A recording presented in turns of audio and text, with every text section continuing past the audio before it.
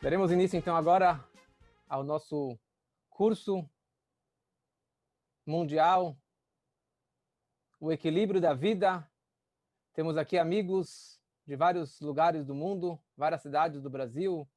Tem um amigo de Portugal, de Lisboa, uma amiga de Israel, algumas pessoas da Flórida, pessoas da Bahia, de Trancoso, de Vitória, São Paulo, Rio de Janeiro e alguns outros lugares que eu não sei exatamente quais são. Mas, de qualquer forma, gostaria de dar boas-vindas a todos para participarem desse nosso curso, O Equilíbrio da Vida, ou O Caminho de Ouro. E nas próximas aulas, nas próximas semanas, iremos discutir cada vez um outro tema. Para mim, a pior coisa é quando marco um estudo com alguém, ou marco uma aula, e ninguém aparece.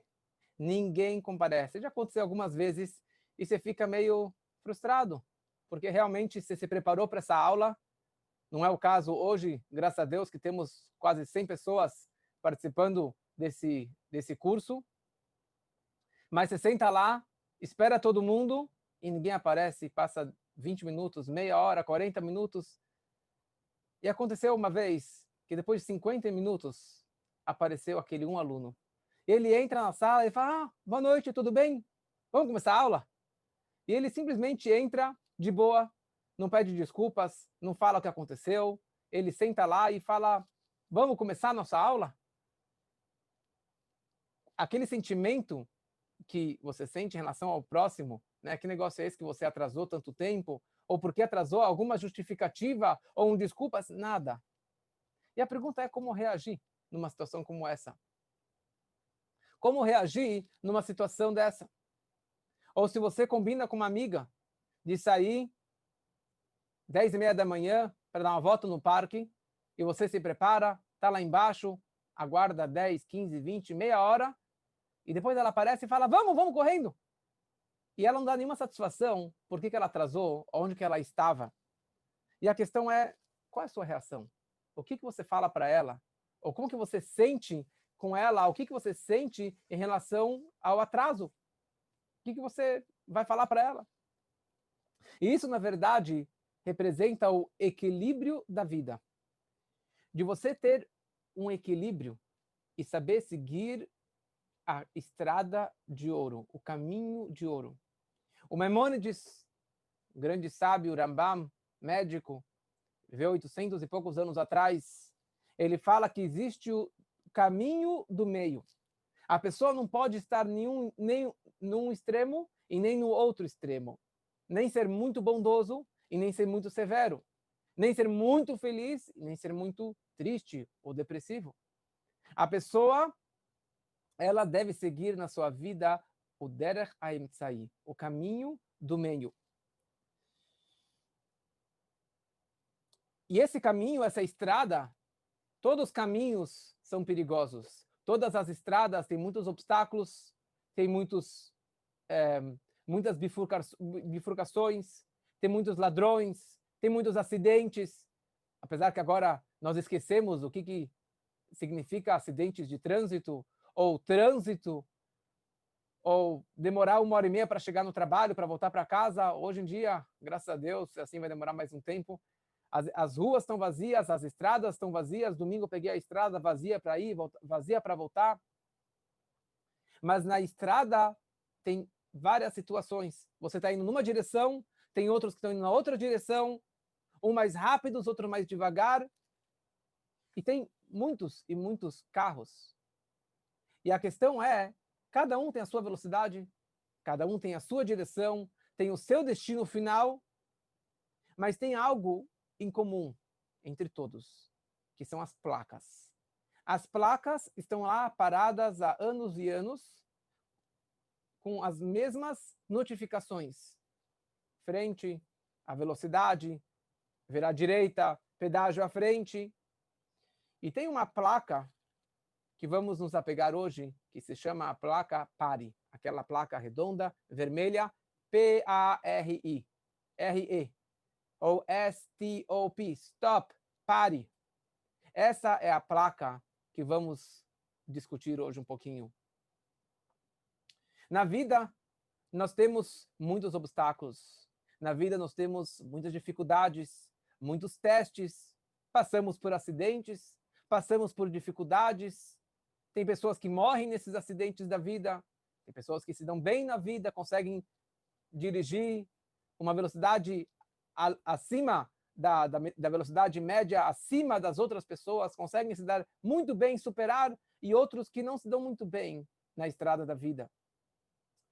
E é isso que, na verdade, veremos agora no Pirkei Avot. Pirkei Avot é o livro que se chama Ética dos Pais. É um livro que faz parte da coleção do Talmud. É uma das Mishnayot, que foi escrito praticamente 2 milênios atrás.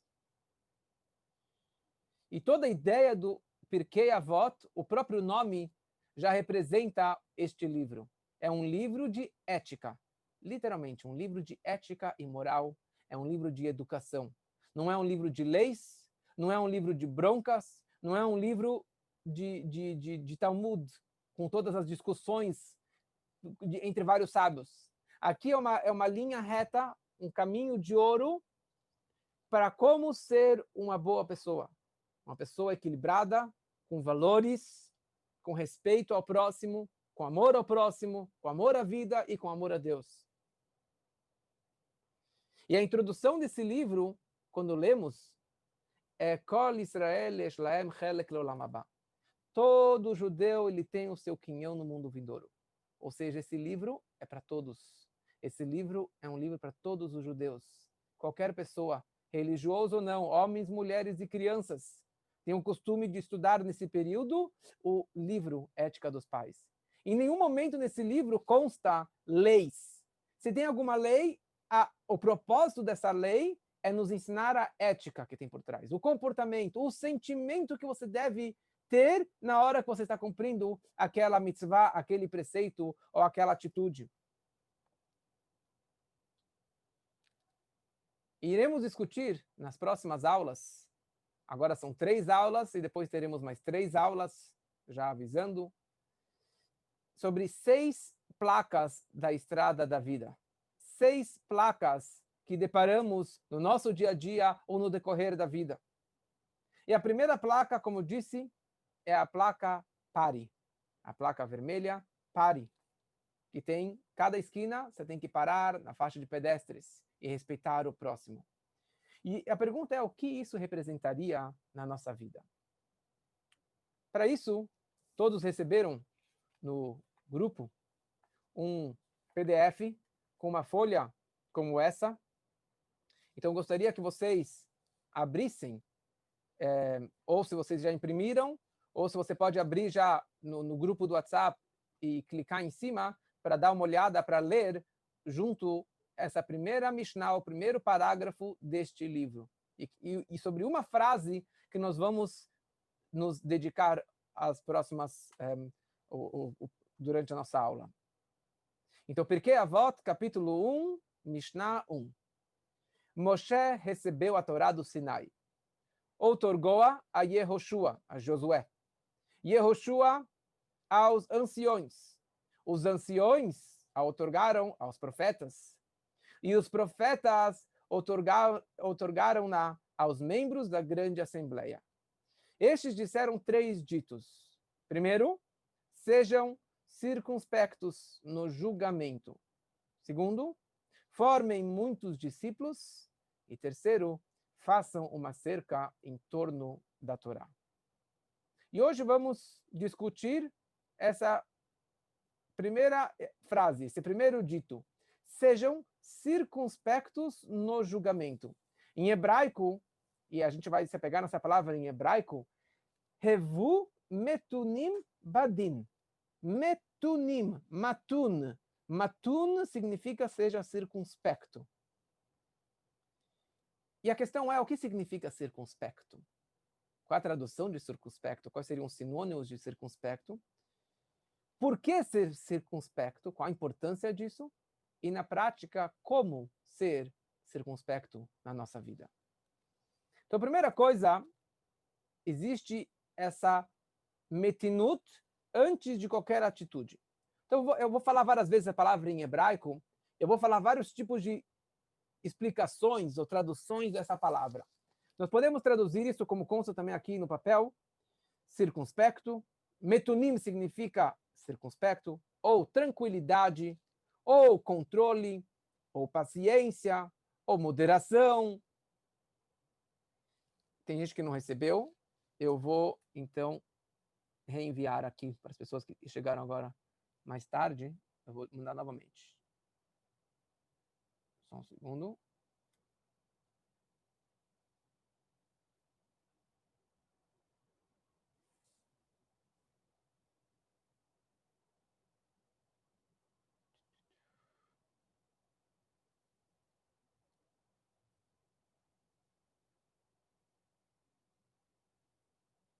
Ok, pronto. Já está para todos aí. Então, metunim significa também se conter, se controlar, tranquilidade e assim por diante. Acho que vocês entenderam a mensagem. Só avisando que perguntas, nos últimos minutos da aula, eu vou abrir momento para perguntas. Por enquanto eu vou falando e depois vocês podem escrever no grupo, no próprio Zoom, e depois eu vou tentar responder as perguntas. Então, o que significa metinut? O que significa ser circunspecto na nossa vida? A pressa é a inimiga da perfeição. O que significa você se controlar, essa sua paciência que a pessoa ela tem em qualquer situação, numa hora de uma pressa. E iremos falar que existem dois tipos de metinut.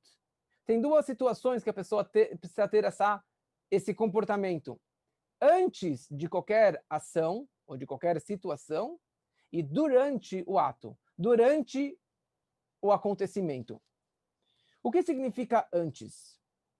E aqui, voltando para o nosso papel, nosso PDF, nós temos aqui o dito do Maimônides e do Rabbeinu Yonah.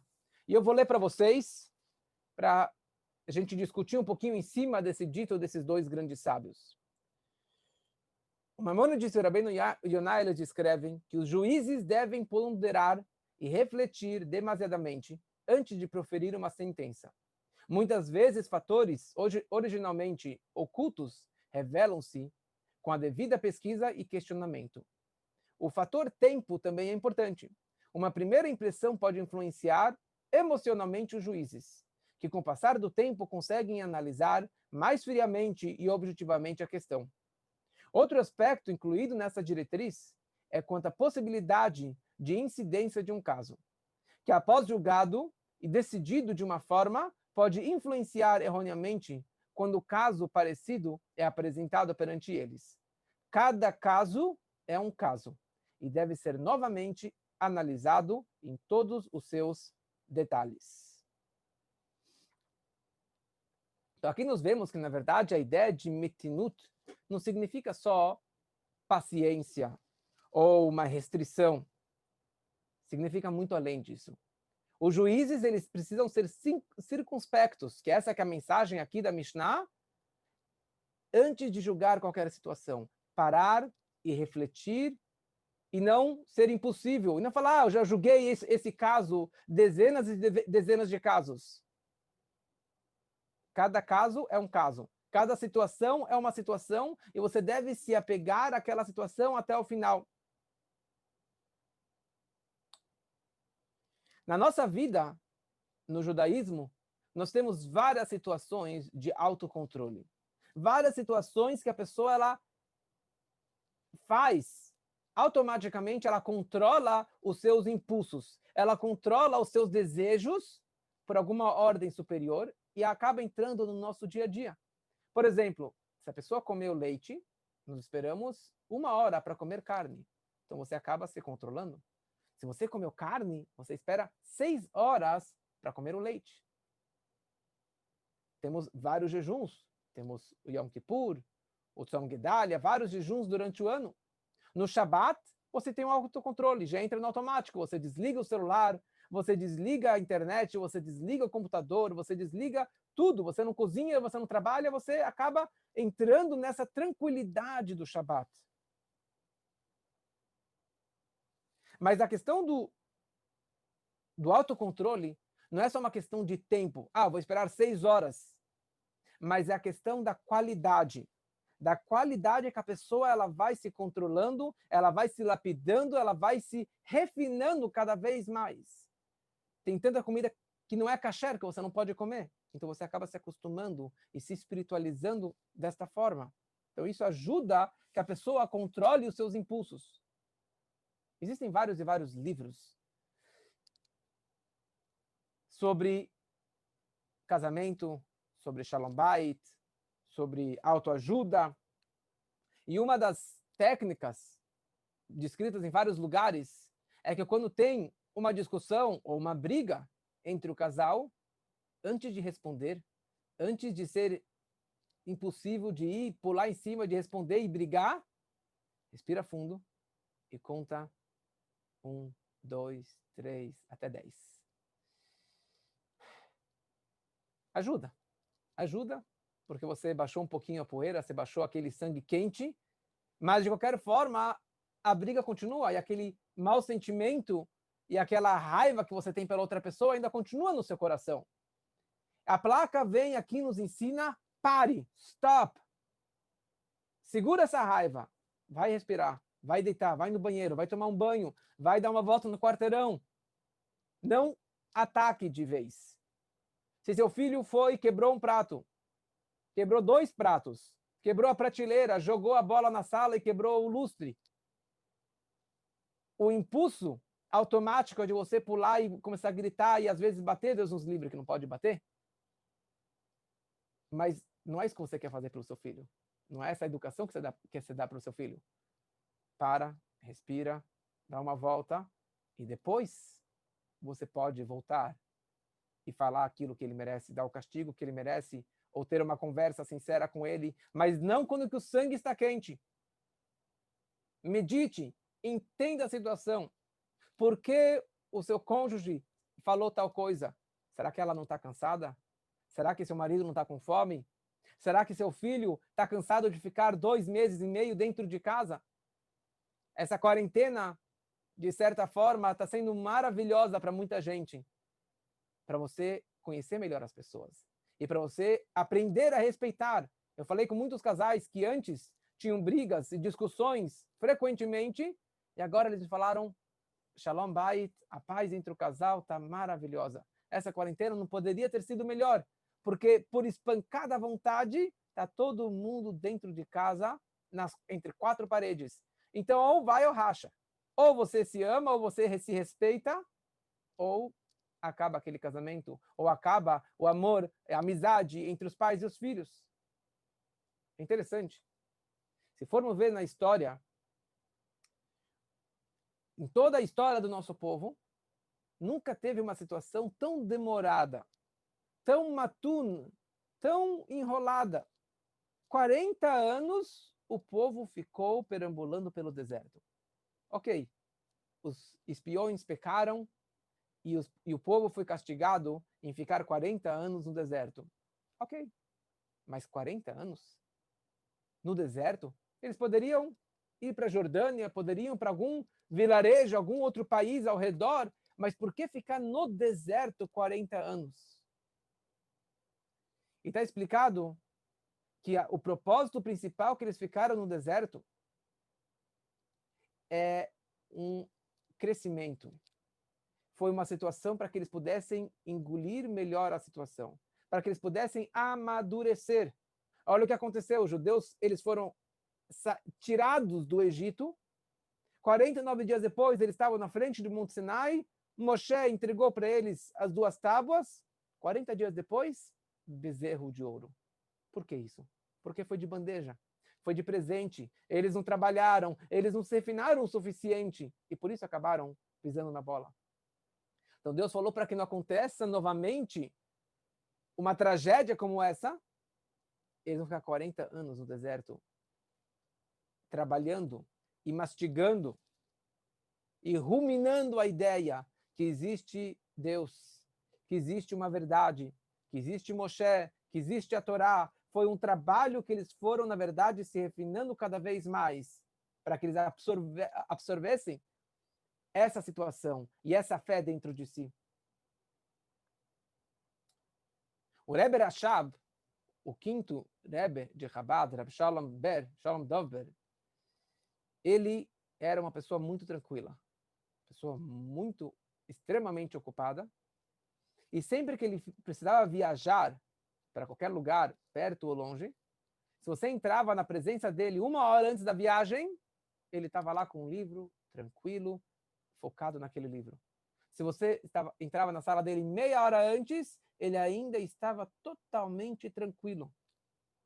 Alguns minutos antes, ele se levantou, pegou as malas, pegou a comidinha e viajou. Porque na hora que ele estava fazendo aquilo que ele estava focado até o fim. Ele estava matun, ele estava circunspecto, ele estava focado totalmente naquele estudo ou naquela atividade que ele estava fazendo. Hoje eu fiz esse teste.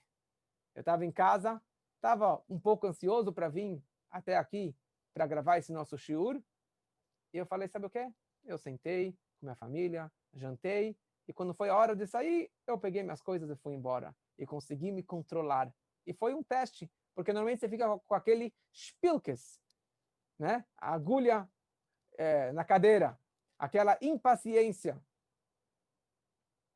que é algo muito comum entre os judeus, esses spilkes, né, de sempre querer correr, de sempre querer fazer outra coisa, de nunca estar satisfeito, de sempre sair e fazer e mudar de negócio, mudar de país, mudar de bairro, e assim sempre os judeus estão girando para cá e para lá, por isso que eles sempre estão crescendo e avançando e girando pelo mundo. Mas na hora que você está fazendo algo, foque naquela coisa. Foque naquele trabalho. Assim era a vida do Rashba, do Rabbi Shlomo Ben Aderet, um dos grandes comentaristas do Talmud. Ele tinha um dia muito ocupado. Ele era um grande escritor, um grande rabino, dava muitas aulas, muitos cursos. Ele era um grande pesquisador, reconhecido para os judeus e os não-judeus. E ele fazia tudo isso todos os dias. E com tudo ele conseguia malhar todos os dias. Naquela época, malhar significava dar uma volta na floresta. Todo dia ele saía para passear. Como que ele fazia isso?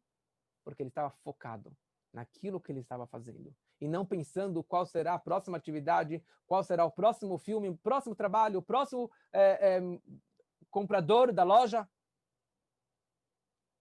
A pressa é a inimiga da perfeição. Em hebraico se fala que a chipazon me satan, que a pressa vem do Satan, não é algo positivo.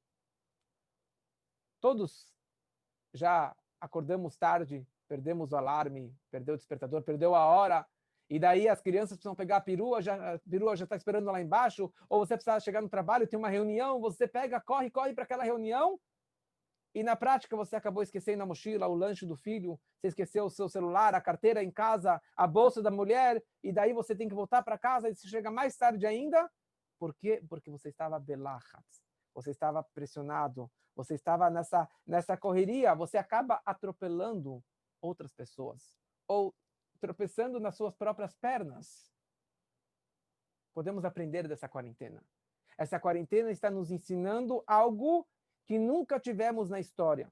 Nunca nós tivemos uma oportunidade, não uma desgraça, mas uma oportunidade como essa que estamos tendo agora, nessa quarentena. Você pode acordar mais tarde, tranquilo, dar café da manhã para as crianças, rezar um pouquinho mais tarde, com cabeça, sem pressa nenhuma, e depois você vai, se descansa, você ajuda, eu ajudo um filho, eu ajudo outro filho, uma pergunta de matemática, de português, de Guimará, do Talmud, do Humash, e depois, quando tiver meu tempo, eu vou lá e dou as minhas aulas, e faço as minhas atividades, as minhas coisas particulares, e depois um outro te chama. No começo eu estava realmente meio pressionado, no começo eu estava meio com aquele espírito que eu queria fazer 1000 coisas, aquilo que eu sempre fiz para mim, mas eu escutei uma palestra do Congresso Mundial Virtual que teve dos rabinos de Chabad do mundo todo, e o rabino falou, hoje, essa é a nossa shlichut. A nossa missão é essa, que aliás foi que meu pai sempre me puxou a orelha. Eu sempre nas tardes de sexta-feira, na época que eu estava na Yeshiva, os jovens saíam para visitar lojas, escritórios e a hebraica para colocar tefilim com as pessoas, para falar uma palavra do Shabat.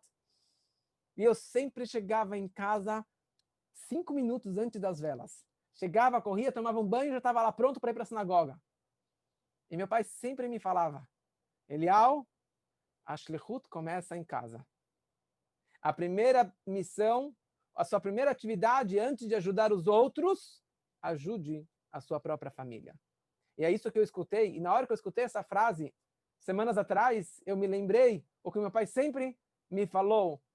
A shlichut começa em casa. Aproveite essa oportunidade que você está em casa para curtir as crianças, para ter essa empatia, para ter essa aproximação com a sua família, com a sua esposa, consigo mesmo. Eu estou cuidando muito da minha saúde, como que eu nunca cuidei antes, comendo melhor, fazendo mais exercícios físicos. Por quê? Porque eu nunca tive essa oportunidade. Na verdade, pensando melhor, eu tive muitas oportunidades, mas eu perdi essas oportunidades. Eu perdi a possibilidade, muitas, de estar com meus filhos, de estar com minha esposa, focado com ela. Hoje à tarde, eu exercitei isso. Hoje à tarde, eu estava preparando a aula, respondendo todos os WhatsApps das pessoas. Chegou uma hora, eu falei, chega. Desliguei, coloquei o celular para carregar, desci no térreo e fiquei 1h30 jogando bola, brincando com as crianças. O celular ficou lá em cima. E foi muito gostoso, porque eu consegui focar a atenção 100% neles. E eles sentem isso. Todos sentem isso, até a minha bebê. Mas como que eles sentiriam se eu descesse lá para brincar com eles e com o celular no bolso e cada 2 minutos pegando o celular e apertando o botão e respondendo 1000 perguntas e coisas e preparando o shiur, respondendo o telefonema? Eles iam voltar para casa, iam chorar, iam se dispersar.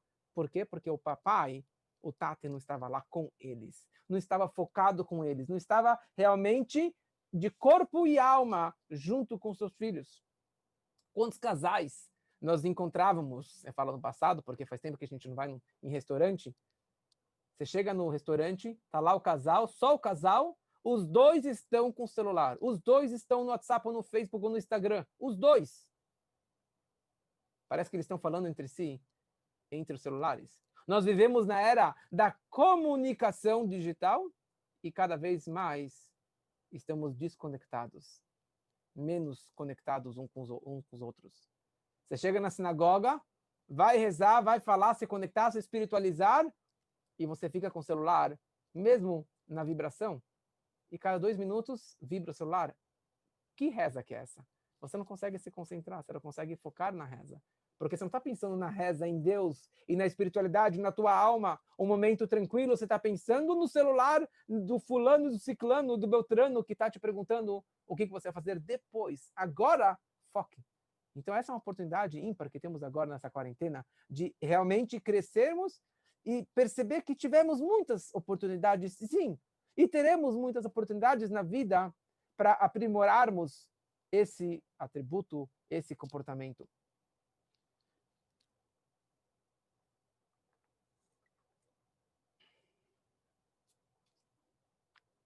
O problema é quando nós não enxergamos a placa pare. Nós não percebemos que existem situações que nós precisamos parar. Para, fica quieto, não olha, não reaja. O que acontece quando a mulher está cozinhando e as crianças estão bagunçando e ela está no telefone e chega uma hora, ela queima a comida. Ela ficou o dia inteiro descongelando, preparando aquela comida deliciosa e ela queimou a comida. Que pena, queimou a comida, vai ter que preparar um omelete para as crianças. Mas isso é descartável, isso aqui é uma comidinha. O que acontece se você está no telefone com uma amiga e com uma outra amiga, com as crianças, e daí você fica bravo com seu filho, você acaba falando uma palavra mal falada, se expressando mal para sua amiga ou para o seu amigo, e você acaba queimando, não a comida, acaba queimando o filme, queimando aquela sua amizade, queimando a amizade que você estava investindo há anos, e você, sem querer, não deu atenção devida, você não deu o seu tempo o seu coração para o próximo e você acabou queimando. Se eu descesse para brincar com meus filhos com o celular, eu teria queimado aquela oportunidade. E demonstrado para os meus filhos, vocês são importantes, mas tem gente mais importante do que vocês. Eu amo vocês, mas eu amo mais centenas de pessoas que são antes do que você, porque eu preciso responder as mensagens deles e não estar com vocês. É fácil falar, mas é difícil fazer tudo isso. Como fazer isso? Como realmente ter essa sensibilidade pelo próximo? E essa empatia pelo próximo? E aqui nós entramos no segundo texto. O segundo texto, aqui no nosso PDF, no papel, é uma frase do Lubavitcher Rebbe.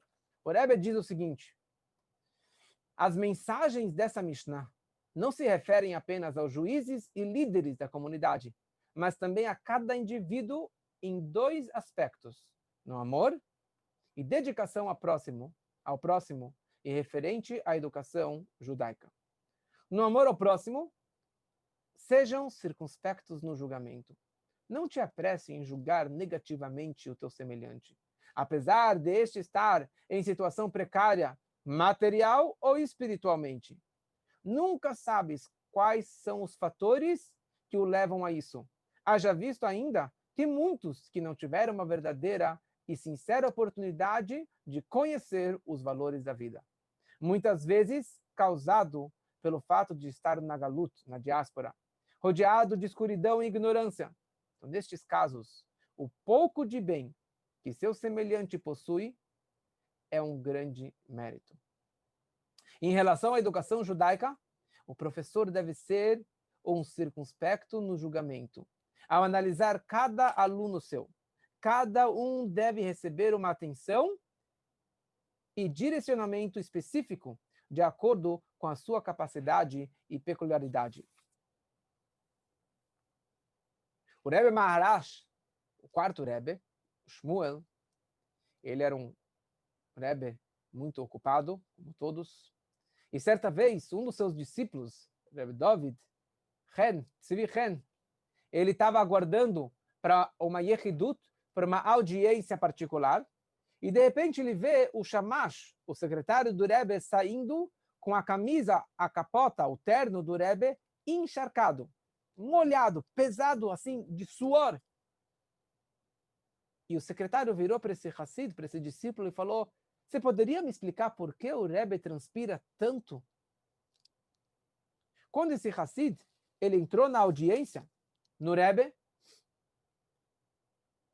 ele questionou o Rebbe, né? Por que essa história de ficar trocando a roupa entre cada paciente e paciente, entre cada discípulo que entrava para questionar e conversar com o Rebbe? E o Rebbe, o mestre, respondeu o seguinte, algo brilhante. Falou: as pessoas entram aqui na minha sala. Um vem pedir que a vaca dê leite, outro que a galinha bote o ovo, outro que a carroça não quebre, e outro que o hotelzinho tenha muitos hóspedes e que a vodka seja vendida, cada um com seus pepinos e com seus tsures. O que eu tenho a ver com a vaca dar o leite? O que eu tenho a ver com a doença do irmão, do fulano, do tio? Eu sou um Rebbe, um líder espiritual. Essas questões físicas, monetárias, mundanas, são muito distantes de mim. Como que eu posso dar um conselho para essa pessoa que veio me consultar se eu estou em outro mundo, se eu estou num outro estado espiritual ou de valores? A minha única opção para eu sentir, para eu ter essa empatia com o outro, com esse discípulo, é eu tirar as minhas roupas, não fisicamente, mas eu tirar as minhas vestimentas, tirar a minha carapuça, tirar a minha casca e me investir na roupa, colocar as roupas daquele paciente, me colocar na situação, entrar nas calças dele, como se fala, para eu sentir a dor dele, para eu sentir a situação dele. Eu senti a dor? Ótimo. Agora eu preciso aconselhar ele. Mas estando nas calças dele, eu não tenho como aconselhar. Eu preciso sair das calças dele, sair da roupa dele, voltar a ser o líder, voltar a ser o mentor, e aí sim eu posso orientar. E hoje entraram mais de 25 pessoas para conversar comigo. Se você ficar o dia inteiro trocando 25 vezes 2, 50 vezes as suas roupas, você não ia ficar transpirando? Você não ia se cansar em ficar entrando e saindo na vida de tantas e tantas pessoas? Assim também na nossa vida. Nós temos duas situações no nosso dia a dia. Nós temos a situação que a amiga atrasou, que o filho atrasou. Muitas vezes eu fico... todo mundo fica quando que seu cônjuge atrasa, ou quando seu filho atrasa, ou quando o táxi atrasou, o Uber atrasou, você fica, o aluno não veio. Como reagir numa situação dessa? Qual é a sua reação? Como que eu devo me comportar perante tais situações? Então, a primeira coisa, revumetunim badin. Seja circunspecto em cada julgamento, em cada situação que você passa. Para e pensa. Podem haver 3 razões pelo atraso daquela pessoa. Ou aquela pessoa ela é mal organizada. Tem pessoas que não sabem se organizar, se orientar, ter a hora certa. Então chegou na hora que ele precisava sair, agora ela vai lembrar que tem que pegar a bolsa e a roupa da criança e o carrinho e a mamadeira, ou pegar a carteira, ou pegar o dinheiro, pegar o cartão, e daí na hora perdeu a chave do carro. Tem gente que é desorganizada. Então, ele é desorganizado. Ou uma segunda situação, que ele realmente não se importa com a situação. Ele não se importa que você está esperando. Ou ela não se importa que você vai ficar chateado, que você realmente estava lá esperando pontualmente às 8 horas da manhã. Ou uma terceira situação, que falta o interesse. Ou que falta, na verdade, ela não sabe quanto tempo demora para chegar naquele lugar, quanto tempo demora para ela se maquiar e se vestir e se preparar para entrar no carro, para a criança preparar, escovar o dente, colocar o tênis e descer no carro. São pessoas que não têm essa educação. E a questão é, eu entendi a situação do outro, eu entendi que ele tem essas dificuldades. Qual será a minha reação? Qual será o meu sentimento em relação a ele agora que eu entendi o porquê ele atrasou? Então, se ele atrasou porque ele é mal organizado, porque ele realmente não é pontual, ele não sabe se organizar a tempo, então eu preciso entender que eu não vou mudar aquela pessoa da noite para o dia. Eu não vou conseguir educar o meu filho da noite para o dia para que ele seja pontual. Ou que o meu cônjuge seja pontual. Ou que ele mude a sua personalidade. Ele não é uma pessoa organizada. Então, ou eu me acostumo e fico tranquilo com a situação, com o tipo de pessoa, ou eu ficar nervoso sempre. Se ele não se importa comigo, então eu preciso pensar realmente se eu vou continuar com essa amizade. E se ele não sabe o quanto que eu me importo, eu preciso deixar claro para ele, olha, eu estava te esperando naquela hora. Eu esperava que você falasse tal coisa, que você se comportasse de tal maneira. E aqui é a última frase do Pirkei Avot. Sejam circunspectos no julgamento, formem muitos discípulos. Formem muitos discípulos. Existe a frase que se chama Dan lekaf zchut. Você sempre deve julgar as pessoas favoravelmente. Independente da situação, você sempre deve olhar para ele e falar, coitado, ele não tem culpa. Por que aconteceu de tal coisa? De tal forma. Sempre julgue o próximo com um sorriso e perdoe. Mas não ficar com aquela raiva no coração e amanhã você vai se vingar dele. Porque na hora que você julgar favoravelmente e entender a situação, você vai ter essa empatia. E você vai continuar tranquilo. E dessa forma, você vai ter muitos alunos, muitos adeptos, muitas pessoas que vão gostar de você. Por isso está escrito, Hanoch lena'ar al pidarko. Eduque a criança de acordo com o seu caminho. O caminho daquela criança. Pergunta o Alter Rebbe no Tânia, como que você vai educar a criança de acordo com o caminho dela? Deveria ser o meu caminho. O pai, o educador, tem uma linha que ele deve orientar os seus filhos, os seus alunos. Mas explica o Alter Rebbe, e assim também o Rebbe anterior explica no seu livro de educação, que você deve olhar cada criança particularmente. Qual a idade dela? Como que é a emoção daquela criança? Como que é o intelecto daquela criança? O comportamento, se ela é rápido, devagar, se ela é quente ou fria. E isso, na verdade, influencia totalmente o seu comportamento. E se eu tenho, Baruch Hashem, 6 filhos, eu não posso dar a mesma orientação e a mesma atenção e a mesma bronca ou a mesma recompensa para todos os filhos. Porque cada um é um. Cada um tem a sua característica particular. E eu não posso generalizar, a regra da casa é essa e ponto final. Entenda cada um. Tenha essa empatia. Seja circunspecto ao julgar cada filho e cada situação, cada aluno ou cada amigo ou cada amiga. Entenda ou tenta entender. E na hora que você entende, com tranquilidade, parando nas placas, em cada situação, você vai ficar mais tranquilo.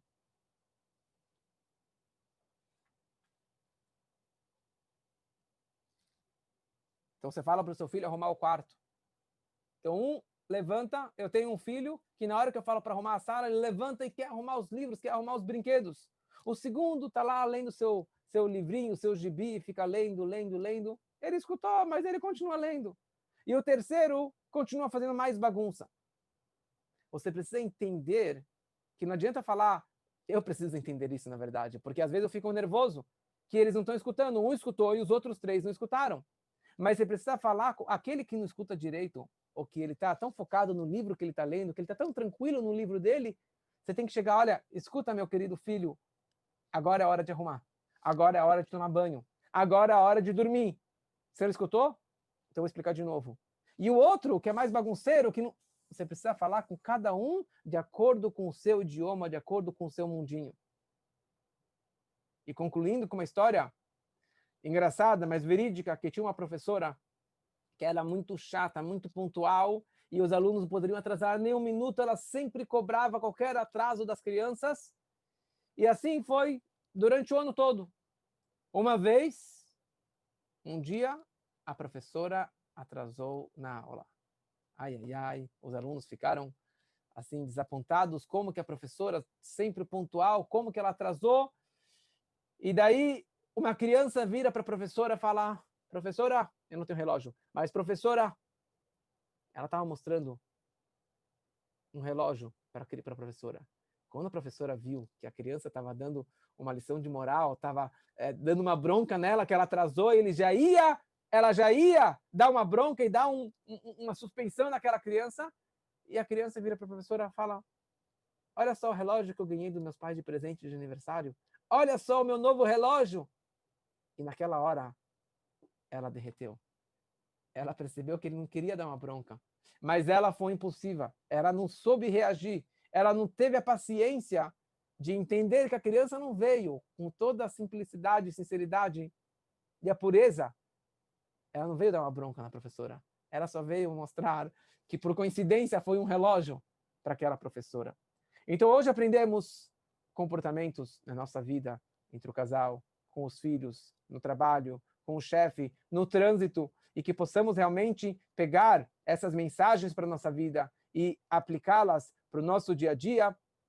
Espero que gostaram da nossa aula, e eu vou agora deixar alguns minutos para que vocês possam fazer perguntas no Zoom. Eu vou tentar responder essas questões. Aguardamos vocês semana que vem, terça-feira, 8 horas da noite, para a nossa próxima placa da nossa vida.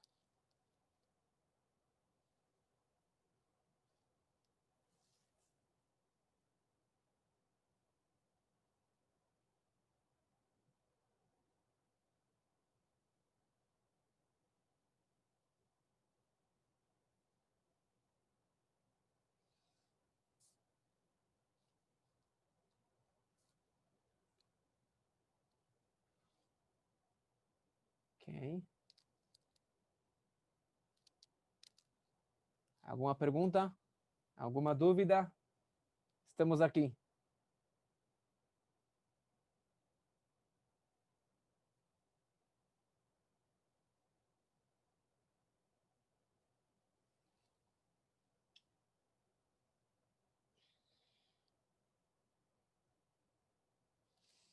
Ok. Então, todos gostaram da aula? Então, um grande abraço, uma boa noite.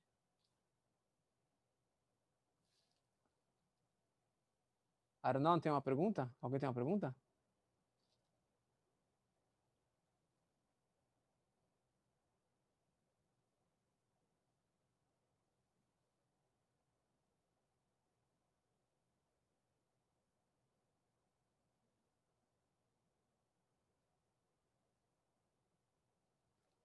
Você fez acima?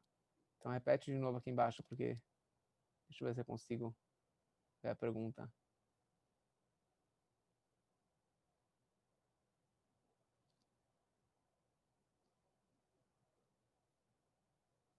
Bom, se puder repetir a pergunta novamente, eu perdi aqui.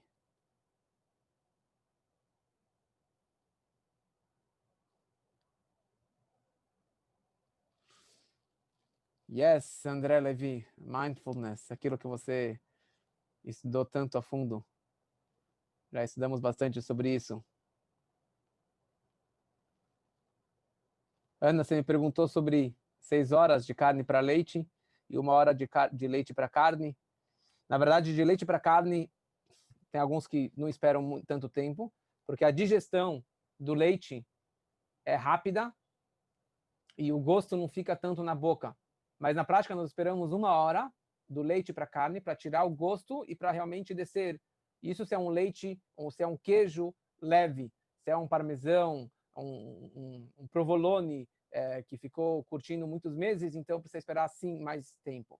A carne tem a questão, o gosto da carne, a digestão da carne, e a carne que fica entre os dentes também demora 6 horas para essa digestão e para tirar esse gosto. Então, por isso que nós esperamos 6 horas de carne para leite.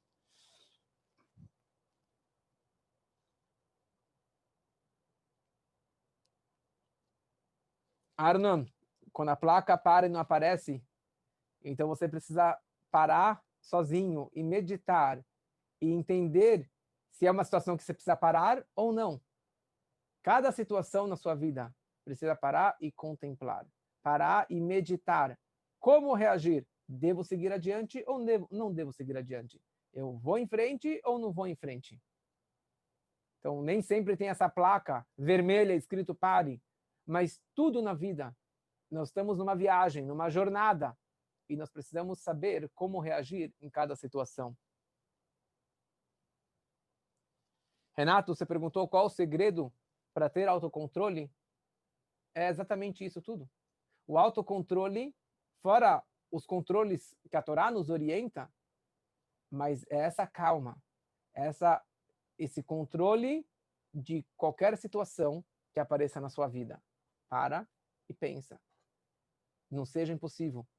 Anos atrás, eu estava saindo aqui da sinagoga, era 9 horas da noite, 9:30 da noite, e eu fui pegar meu carro, que estava aqui na rua Chabad, e meu carro estava, o para-lama estava esmagado, a porta não conseguia abrir, e daí tinha uma picape do lado, que era o dono da loja, e ele, com a picape dele enorme, ele deu uma ré e com a traseira, assim, destruiu todo o meu para-lama. Atrás do meu carro tinha uma CT, e daí o CT vem para mim e fala, esse carro é seu? Eu falei, sim. Bom, é melhor você colocar seu carro para frente, porque o guincho está chegando.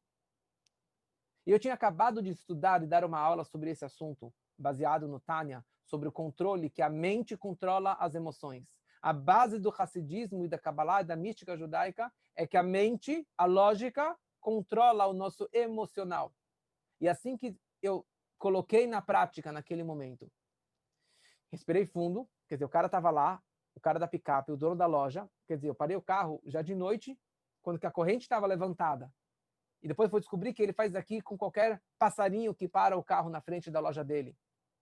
E além disso tudo, ele começou a me xingar de judeu, de rabino, ir para cá, e falou palavrões. Eu entrei pela outra porta, joguei o carro para baixo, enquanto isso, ele foi embora. E eu, digamos que eu fiquei orgulhoso da minha reação naquela hora. Eu me controlei. O sangue não subiu na cabeça. Eu não respondi, não reagi. E depois eu fui lá, arrumei o carro, gastei um dinheirinho e pronto, arrumei o carro e voltei para a vida normal. E depois eu fiquei pensando Se eu tivesse reagido, se eu tivesse dado em cima, aquele cara anda armado, ele é mexigno, ele é muito agressivo, ele bate em muitas pessoas, ele arranhou muitos carros, e ele tem a loja na frente da sinagoga, até hoje. Se eu tivesse reagido, poderia ter outras consequências. E foi, sei lá, R$ 900 para consertar aquele carro. Isso é autocontrole. A mente controla as emoções.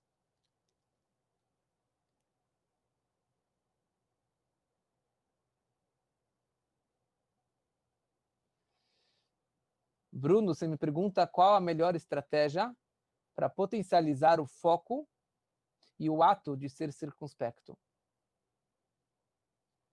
Eu acho que já respondemos bastante sobre essa ideia, né? De você realmente, a estratégia, não tem uma estratégia. Eu acho que o Tânia ajuda muito isso. Para quem, se você não estudou o Tânia ainda, o Tânia é o best-seller maravilhoso. Se você não estudou com alguém, procure um rabino para te orientar, porque tem muita coisa no Tânia sobre a mente controlando as emoções.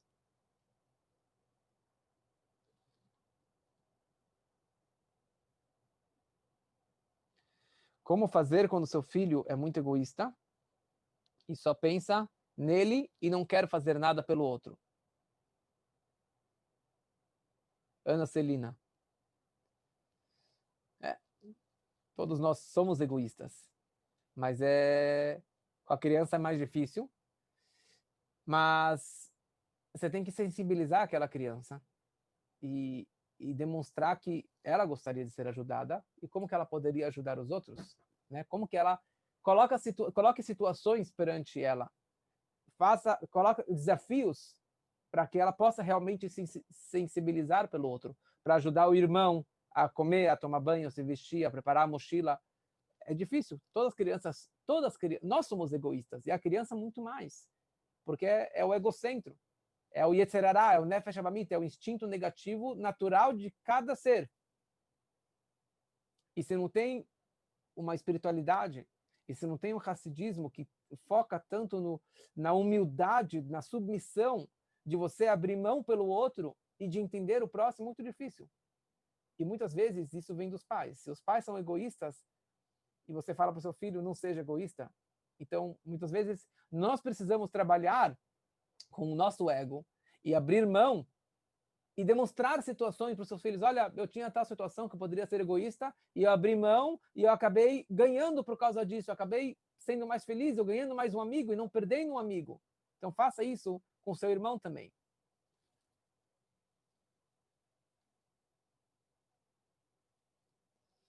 Débora, você pergunta?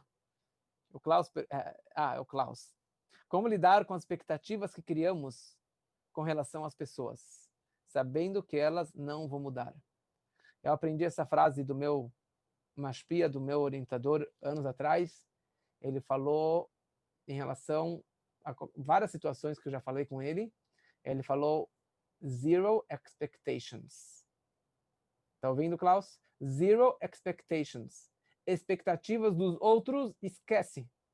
E a nossa angústia, nossa raiva, ou você fica desapontado depois, porque aquela pessoa, fulano, ciclano, meu sogro, minha sogra, meu pai, minha mãe, minha mulher, meu chefe, deveria ou esperava que ele fizesse tal coisa por mim, que ele falasse tal palavra, ou que me desse um aumento, que me desse um presente, que me desse uma ajuda, e ele não te deu. E você fica realmente desapontado, você fica chateado. A regra é zero expectations. E quando eu levei na vida isso, demorou um tempo. Foram várias situações que eu fui trabalhando com as minhas expectativas e eu fui zerando todas as minhas expectativas de qualquer pessoa. E eu não espero nada de ninguém. Ela lavina Shabashamayim, somente de Deus. Se você não espera nada de ninguém, então você não vai ficar chateado, você não vai ficar desapontado porque fulano, ciclano não te deu ou não fez tal coisa com você. E a melhor dica que eu recebi na minha vida e a melhor dica que eu posso te passar: zere todas as expectativas dos outros. Você pode ter expectativas de si mesmo e você deve ter muitas expectativas e muitos targets e muitos objetivos na vida para você crescer e avançar. mas não espera isso aqui dos outros. Não fica tendo expectativas dos seus filhos que ele pode ser tal e tal pessoa, que ele seja hoje o melhor que ele pode ser. Essa é a melhor. Um grande abraço, boa noite e uma boa semana e até semana que vem, se Deus quiser.